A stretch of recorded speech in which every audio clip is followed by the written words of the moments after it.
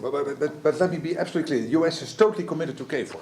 Më lejoni të jem plotësisht i qartë. Shtetet e Bashkuara të Amerikës janë plotësisht të përkushtuara në KFOR dhe janë krejtësisht të përkushtuara në NATO. Ju e keni parë presidentin Donald Trump para 2 javë kishte takime në zyrën ovale në mes tjerash me presidentin e Francës dhe kryeministrin britanik. Dhe ai u përkushtua me të vërtet në nenin 5 për kushtim real për NATO-n. E di që SBA janë të përkushtuara për KFOR dhe unë shoh potencial të madh në presidencën e Trumpit. Ai e ka thyer ngërçin në Ukrainë duke dialoguar tani për ta sjellur Ukrainën te paqja afatgjate. Kështu që mund të ketë potencial në administratën e re amerikane që ta thyej ngërçin edhe këtu. A NATO member, is there any different track or it can be any fast track?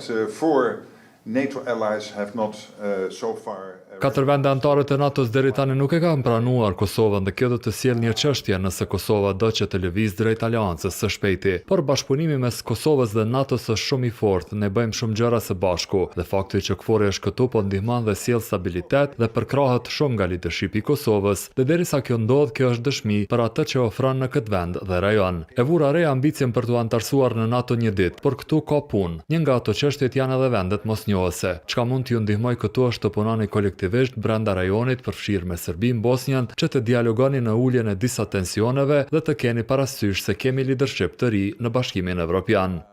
KFOR has quadrupled its presence.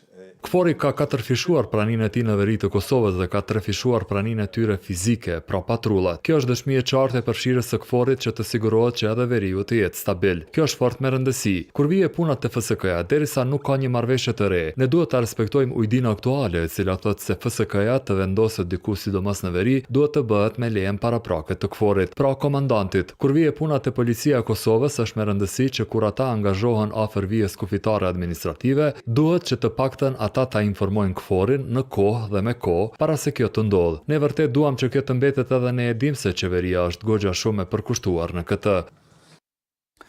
Sekretari i përgjithshëm i NATO-s Mark Rutte paraprakisht u prit ndarës nga liderët e Kosovës, presidenti Vjosa Osmani dhe kryeministri Albin Kurti. Rutte